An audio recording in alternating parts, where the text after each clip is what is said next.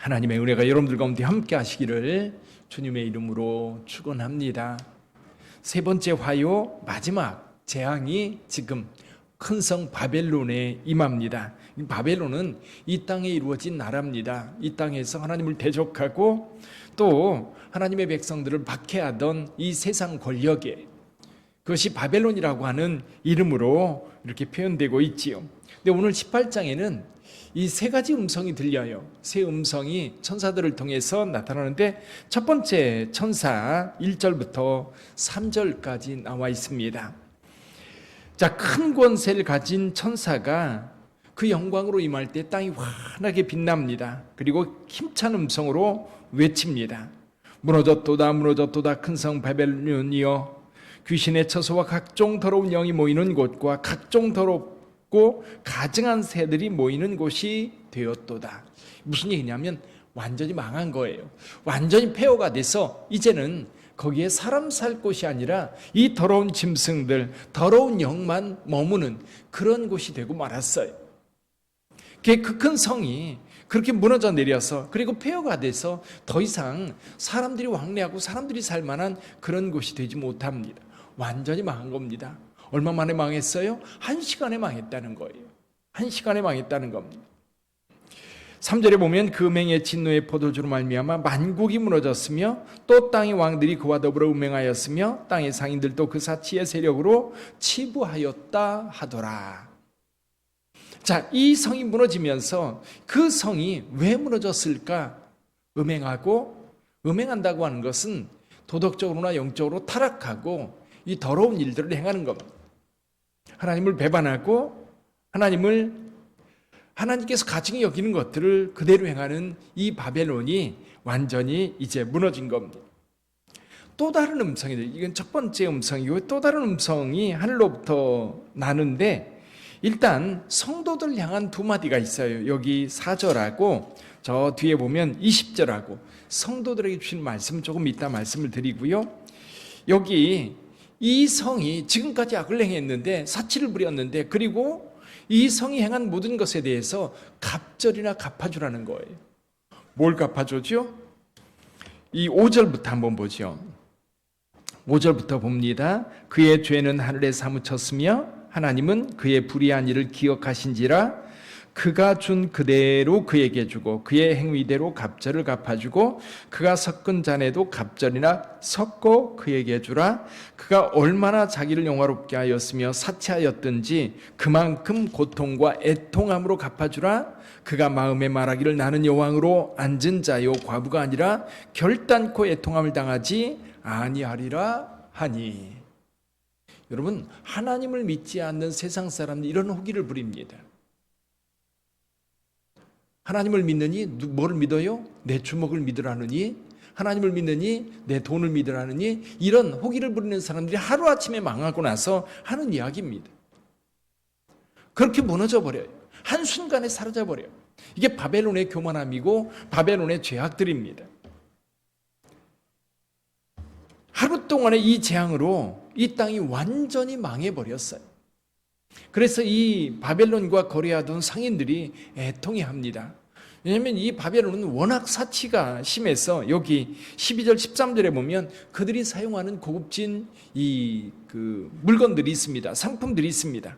이제 상인들이 그것을 멀리서부터 가져와 가지고 바벨론에 팔아서 이 상인들이 큰 부자가 됐는데, 이제 더 이상 그 물건을 사줄 바벨론이 없는 겁니다. 다 사라져버린 거. 이제 끝난 거. 이 바벨론은 더 이상 존재하지 않게 된 겁니다. 22절 23절에 보면 마찬가지예요. 바벨론에 아무것도 없이 사라져버린 그 모습을 이야기하고 있습니다. 근데요, 여기 바벨론이 거래했던 상품들을 보면 특이한 게 있어요. 여기 14절에 보면 이렇게 말합니다. 14절에 보면 바벨론아 내 영혼이 담아둔 과일이 내게서 떠났으며 맛있는 것들, 아니 그 13절이요. 13절에 보면 계피와 향료와 향과 향유와 유향과 포도주와 감람류와 고운 밀가루와 미리오 소와 양과 말과 수레와 종들과 사람의 영혼들이라. 사람의 영혼들이라. 모든 것을 사고 파는 거예요. 사람의 인격이라든지 사람에 대한 어떤 존재감 자체가 없는 겁니다. 그런 세상이에요.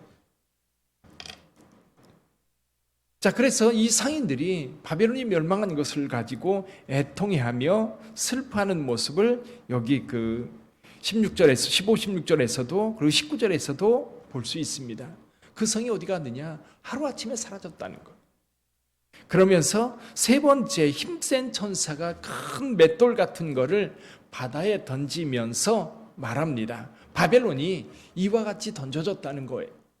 그래서 다시 한번 이 바벨론이 어떤 곳이 되어버렸는가? 22절, 23절에서 이야기를 합니다. 또 검은 곳 타는 자들의 풍류하는 자와 퉁소 부는 자, 이런 사람들이 전혀 이제 더 이상 그곳에 없을 거예요. 등불빛이 결코 나지 않는다. 무슨 얘기냐면 이게 사람들이 사는 동네에 가면 밤이 되면 밤에 등불을 켜서 밝혀요. 사람이 사는 흔적이 없다는 거. 신랑과 신부의 음성이 결코 다시 내 안에 들리지 아니할 것이다. 근데 이 바벨론이 많은 사람들, 땅의 완주 상인들을 이제 미혹했고, 그리고 만국을 미혹한 그런 곳. 더군다나 24절에 보면요, 이런 말씀이 있어요. 선지자들과 성도들과 및 땅 위에서 죽임을 당한 모든 자의 피가 그 성 중에서 발견되었느니라 하니라. 모든 선지자들, 순교자들이 여기에 많이 죽은 거예요. 그래서 그 순교자들의 피가 여기서 신원하는 겁니다. 6장에서 어느 때까지 우리의 기도를 들어주지 않느냐고 순교자들이 이 신원했던 것과 같이 이 땅에, 이 바벨론이라고 하는 곳에서 많은 성도들이 죽임을 당하여 그 피가 이 성에 있는 것. 어쩌면 사도 요한이 이 요한계시록을 기록할 당시 로마라고 하는 제국이 있습니다. 이 로마에 대한 하나님의 계명이 말씀이기도 해요. 로마가 그렇게 기독교를 박해하고 핍박했었는데 결국 이 로마는 다시 이제 예수를 받아들이게 되는데 사실 얼마 못 가서 예수를 공인하고 얼마 못 가서 이 서로마 제국은 멸망하고 맙니다. 근데 마지막 때에 대환란 때에 이 바벨론 성으로 대변되는 이 땅의 강력한 정치, 경제 이런 세력들은 한순간에 망하게 된다는 거예요. 그것을 우리에게 말씀해 주고 있어요. 근데 여러분, 이 말씀은 마지막 때 되어질 일들이에요. 마지막 때 되어질 일들을 보면서 오늘 우리가 선택할 것이 있어요. 오늘 여기 4절을 한번 같이 읽어보죠. 4절 같이 읽어봅니다. 또 내가 들으니 하늘로부터 다른 음성이 나서 이르되 내 백성아 거기서 나와 그의 죄에 참여하지 말고 그가 받을 재앙들을 받지 말라. 거기서 나와. 어디에서 나와요? 이 바벨론에서 나와. 이 악한 무리 속에서 나와. 오늘날도 마찬가지입니다. 오늘날 여러분, 이 세상에 많은 죄악들이 관영에 있는데 거기에 계속 발 담그고 있으면 같이 망합니다. 같이 망해요. 같은 무리 속에 있으면 안 돼요. 여러분, 예를 들면 조직폭력배 속에 들어가 있어요. 그러면 같이 망하는 겁니다. 그 안에 선한 건 없어요. 나 혼자 의롭다고요? 아니요. 같이 망합니다. 같이, 예를 들면 경찰에 의해서 그들이 체포되었다. 같이 수사를 받고 같이 구속이 되는 거예요. 물론 형량을 낼 때는 그 편차가 있겠죠.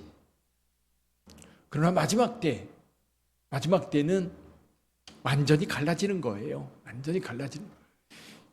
그래서 마태복음 25장에서 예수께서 말씀하시는 비유 가운데 양과 염소의 비유가 있습니다. 마지막 때가 되면 의로운 자와 불의한 자가 그냥 딱 갈라지는 거예요. 중간은 없어요. 어설프게 중간에 서가지고 이쪽으로 갈까 저쪽으로 갈까 그런 고민은 없습니다. 정해지는 거예요.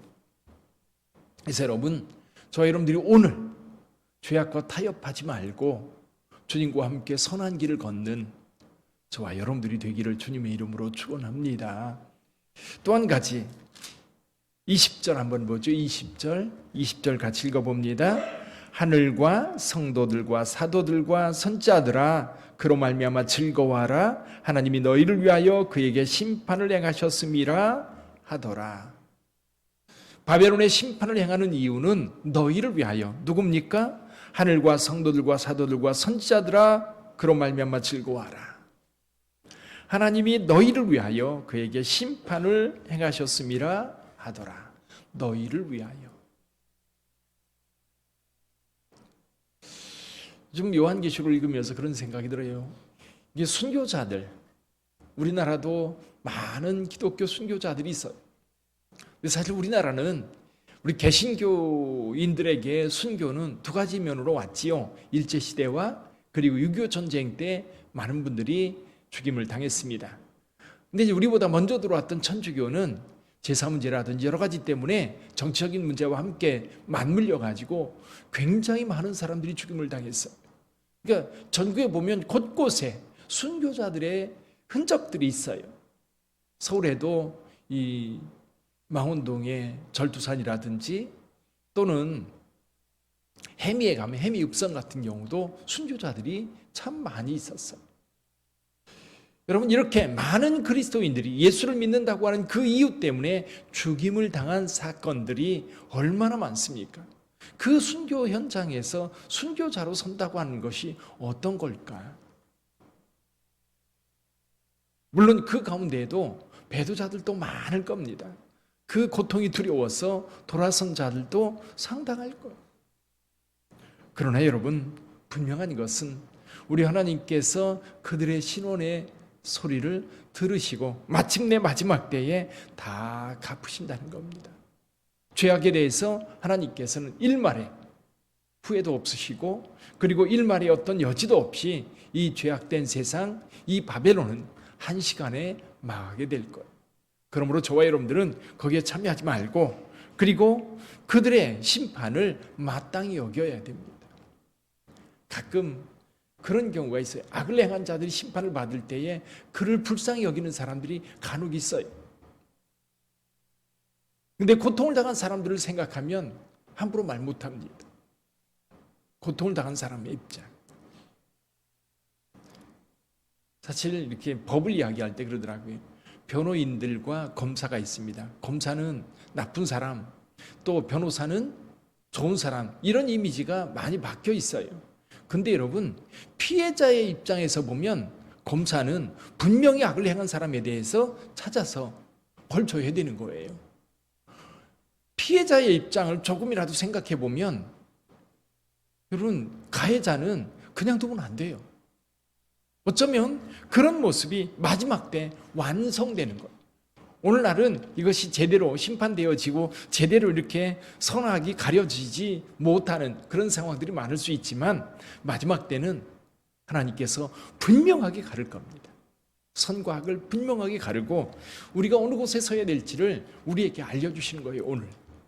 그래서 저와 여러분들이 믿음을 가지고 이 세상을 살아갈 때 분명히 하나님의 말씀을 따라 하나님 편에서 의의 길을 걷는 우리 빛된 모든 성도들 되시기를 주님의 이름으로 축원합니다. 기도하겠습니다.